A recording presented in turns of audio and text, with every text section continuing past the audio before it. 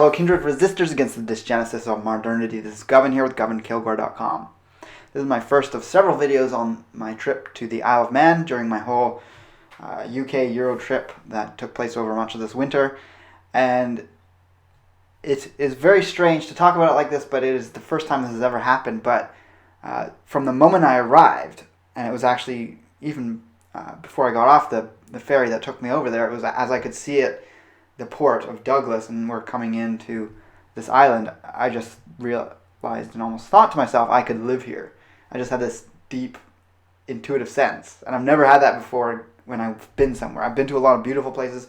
I wouldn't say Isle of Man is the most beautiful place in the world I've been, but there was something that just sparked in me when I got there. And I do have ancestry that's connected there. I have one branch of my family tree on my father's side that immigrated to Canada from there.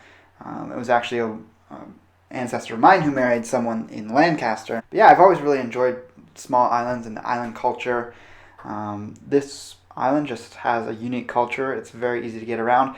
It could have been a sense that I had in terms of doing the tour that I did of it, because I had this reconnecting to my roots intention and the act of going almost on like a treasure hunt for all these different runic crosses that I will be releasing in its own video as an information-packed sort of short documentary. I'll actually be doing that on my other channel, on my spiritual-based channel, which you can find at the links below.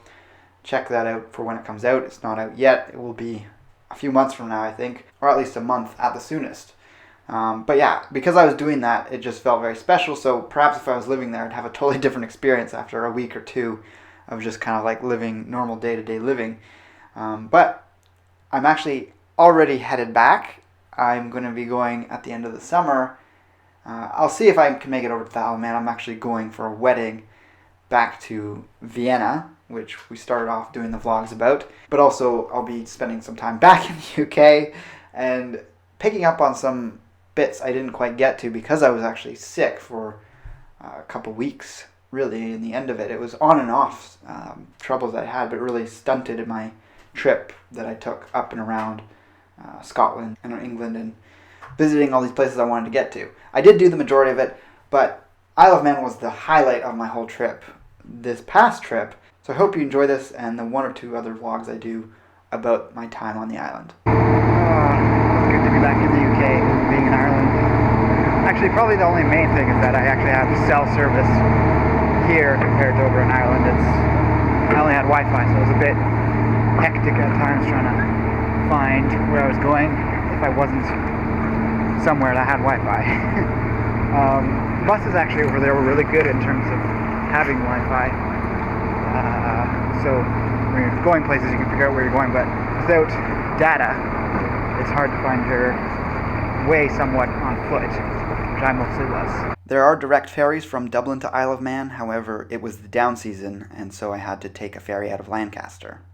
So we're walking in Lancaster, headed towards the bus terminal to catch a bus to the ferry port, and then heading over to Isle of Man. Spent a night here with a couch surfing host. There are 3 students, really wonderful people. It was my first couch surfing experience. It was amazing. Highly recommend it. Holy moly. I was kind of concerned because it's like someone's house. They actually had a pull-out mattress, not just a couch, so it was actually quite comfortable. Slept better than I did in a paid location in Dublin, to be honest. And although I can't see much of it because I arrived in the dark and I have to run off today, Lancaster's a beautiful city. Loud just in the downtown part I'm in here.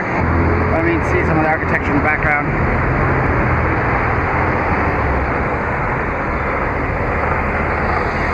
Amazing old buildings. And God, it's like there's no main highways here. It's just the main city streets. People drive down with big trucks, whatever. That's apparently the oldest pub in Lancaster. It's pretty 1688. Merchants something or other. There's a castle up there. I don't have time to see, but I might see it on the way back after I get off the ferry from Isle of Man. Interesting old advertising posters for the ferry.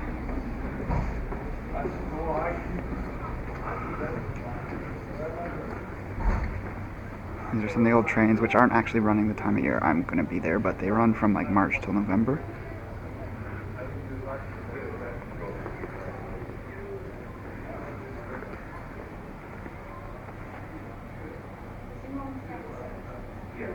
Pretty cool typeface and layout.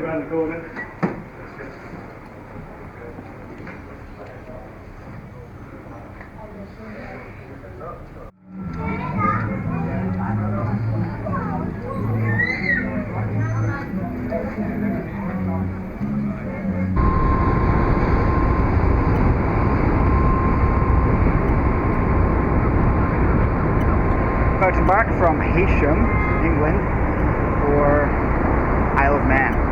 This is kind of like one of the most significant spots of what I want to do on my trip over here in the UK. And the island, I mean, you can read way more online about it if you want to know about its history, etc. It used to be called the Isle of Sodor. I believe that was what the Vikings called it, because it was a Viking port a ways back in time. And that was the basis, the name for the Isle of Sodor in Thomas the Tank Engine, the kids show, something I watched as a kid. And they still have operating steam engines that look like Thomas the Tank Engine, just minus the face, that work on the island.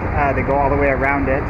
There's different types. There's electric, steam, and another type, but the steam ones are the ones that look like the traditional steam engines.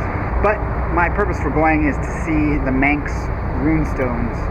So these are runestones that are, in many cases, also Christian. So it's a blending of Christian, really early Christian symbology, along with runes that are inscribed, or pagan depictions. So it's that blend of pre-Christian and Christian spirituality, which I think is pretty neat.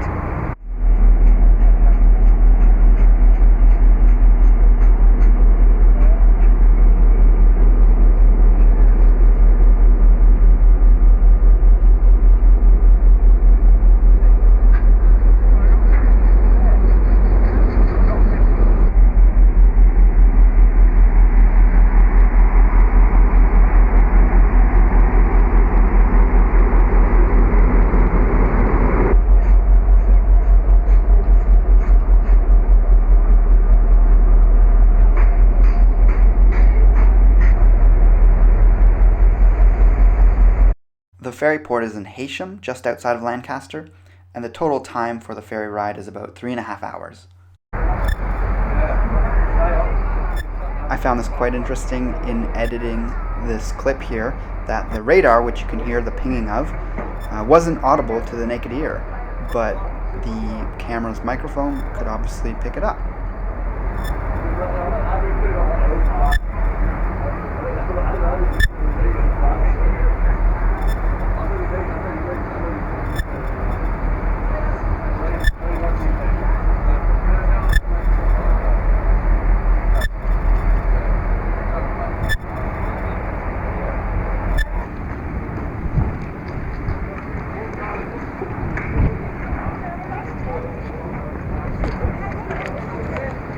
Just disembarking here in Isle of Man. It's just after 5. I'm pretty excited to see what the rest of the day has in store. Just walked from down sort of the core of Douglas by the beach, where I'm staying, up to the Manx Museum here.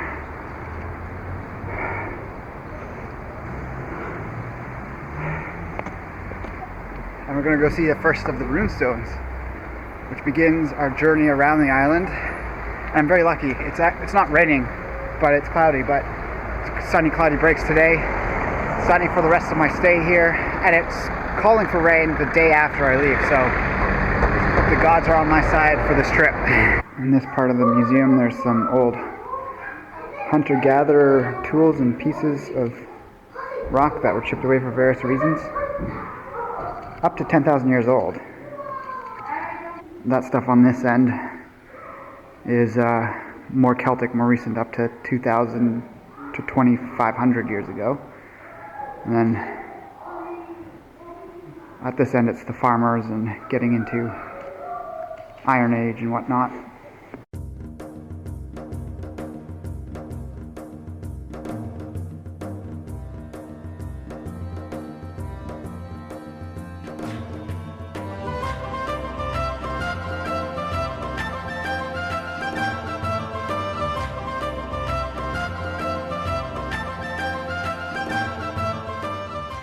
The Ogham alphabet is composed of simple, straight, or angled lines. Individual letters are formed by single strokes or groups of strokes positioned across or to one side of a central line. The edge of a stone block or slab is often used as the central line, the inscription being written up the rising edge of the stone.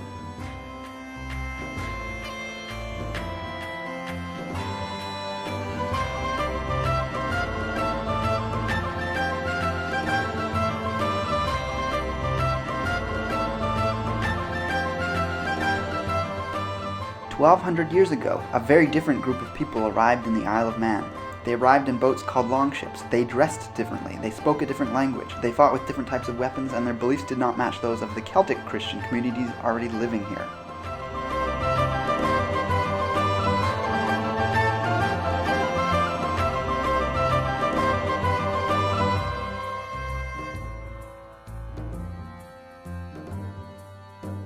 The crosses in this museum are unique compared to the rest of the island in that they have some sort of glaze that's been applied to them.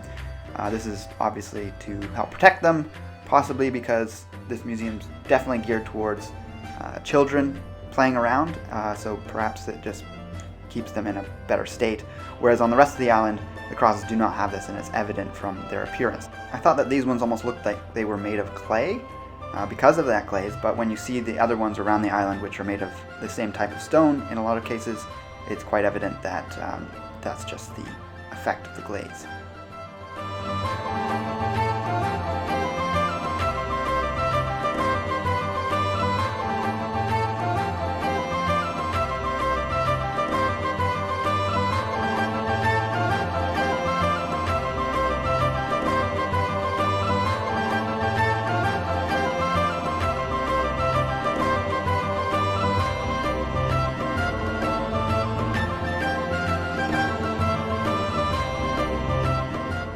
Gaut's cross. This cross is famous for the runic inscription which runs up one edge and across the front face of the stone. It reads, "Mailbridge, son of Athacon the smith, erected this cross for his own soul and that of his brother's wife. Gaut carved this and all in Man." As a result, the name of Gaut is forever linked with the intricately designed crosshead, the ring chain design on the cross shaft, and the tendril pattern to the right. The distinctive ring chain pattern is used extensively on the island nowadays.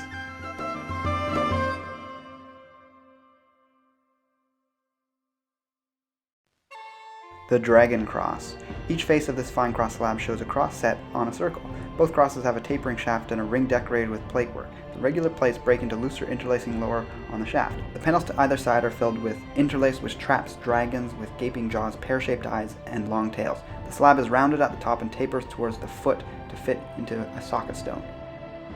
"With the gods I shall merrily drink my ale, my days are done and laughing I die." Lady of Kraka. Early Viking settlers held pagan beliefs. Death meant beginning another life, with the clothing and equipment they had used throughout their mortal existence. Their burials tell a remarkable story about the way of life and their beliefs.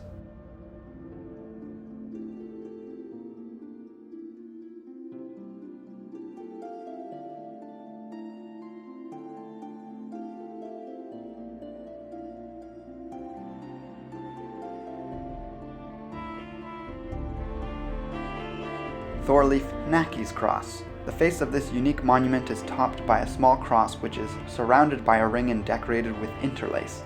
Below, the shaft is decorated with 4 dragons. They have lizard-like heads and scaly bodies, and their tails are trapped in tendrils. Up the left-hand edge of the shaft is carved in a runic inscription. Thorleif Naki erected this cross to the memory of Fiach, his son, brother's son to half.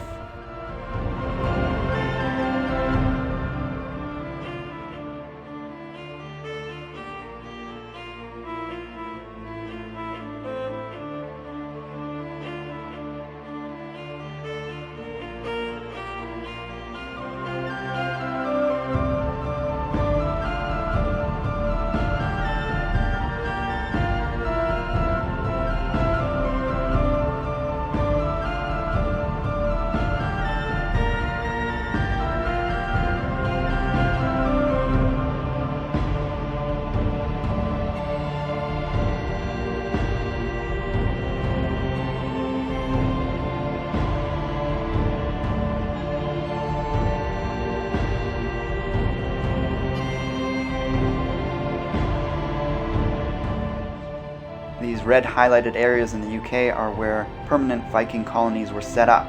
Isle of Man was actually considered the capital of this overseas Scandinavian territory. The last Manx Viking king. Bearing the design of a sword beside a cross, this is reputedly the grave cover of Magnus, the last king of the Vikings dynasty of Man and the Isles. The chronicles of the kings of Man and the Isles record that he died at Castle Rushen in 1265 and was buried at Rushen Abbey.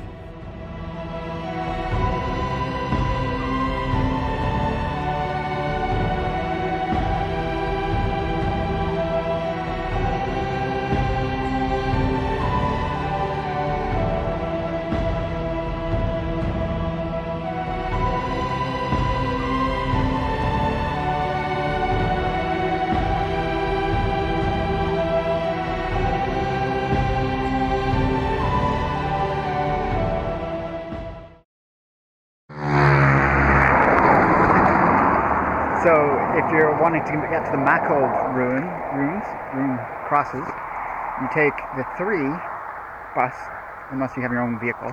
You take number 3 bus or 3A, headed out towards Ramsey. You go through Laxey, and if you ask them to stop at the road to Machold, it brings you here. Along this highlighted blue route I have on the map here, the bus actually continues on into Ramsey. It doesn't make that hard right. You'll have to walk that. You're gonna have to walk or hitch. Actually, there's a bus that comes down here, but it's like once or twice a day. I think it's once on Saturday and a little more often. And if you're gonna walk, it's gonna be a long walk, which is what I have ahead of me. It's probably gonna be dark by the time I get to the church, but the rune stones are outside. This is one of the few locations that stones are not within a church. So that's convenient in that you can go there after 4 p.m. Most of the churches seem to close at 4, but depending on what time of year you go out here, you won't necessarily have much time left. So I'm going to be walking back in the dark if I don't catch a ride with someone driving along here. It's interesting, you got palm trees in this climate on the Isle of Man.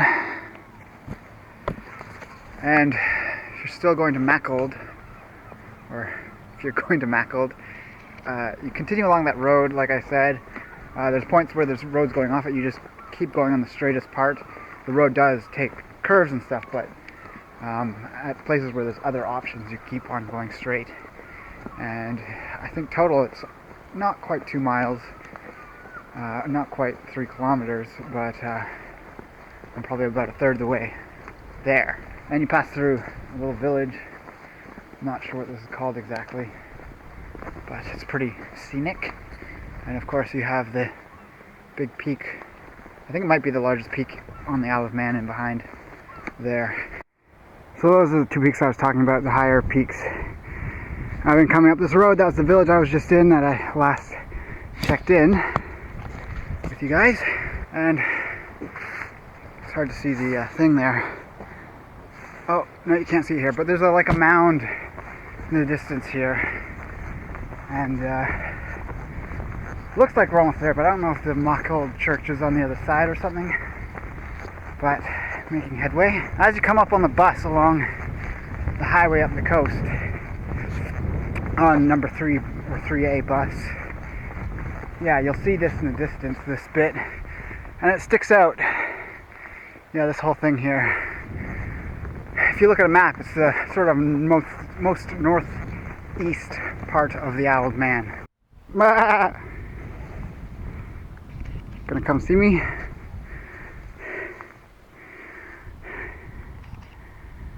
No, they're just gonna stare.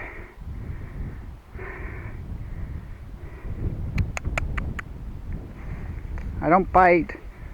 Actually, I was bit by a sheep when I was a kid, so the tables have turned. Losing interest. This is a picture of me on my first trip to the UK when I was less than 2 years old. My parents thought it'd be funny to take a picture of me right after having been bit by a sheep. So that little lump I was talking about wasn't actually where Machold is.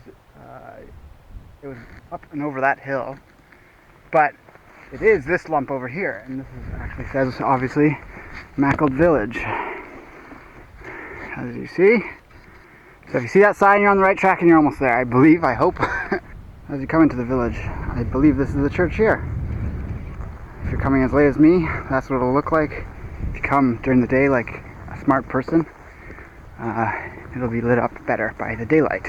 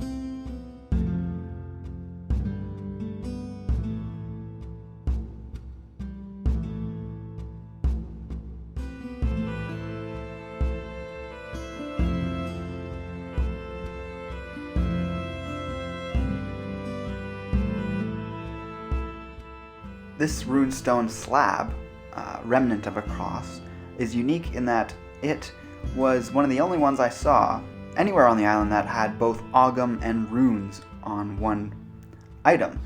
So they weren't that clear in terms of being really strongly carved deep into the stone, but it really highlights that the Isle of Man is composed of two population groups that blended together and retained traditions from both, despite turning into a Christian nation over time.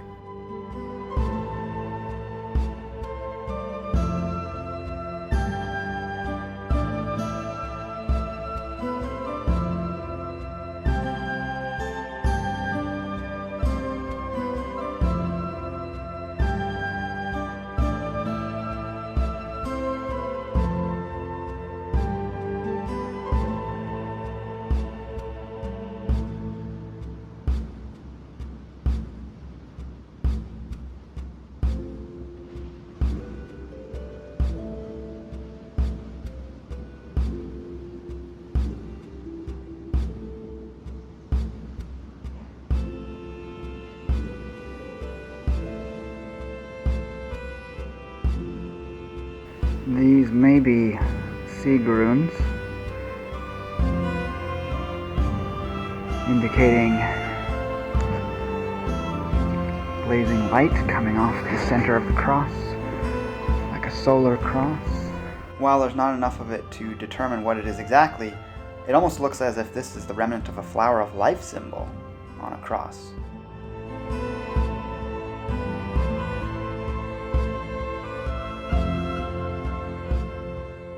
And that's it. That is all of the crosses, runes and Celtics in style, or rather Viking and Celtic in style, but runic, ogham, and just plain Christian.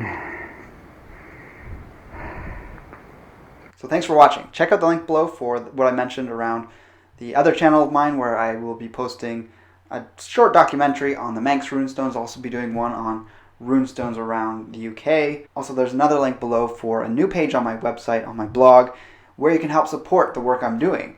I've got a variety of different affiliates I recommend through there.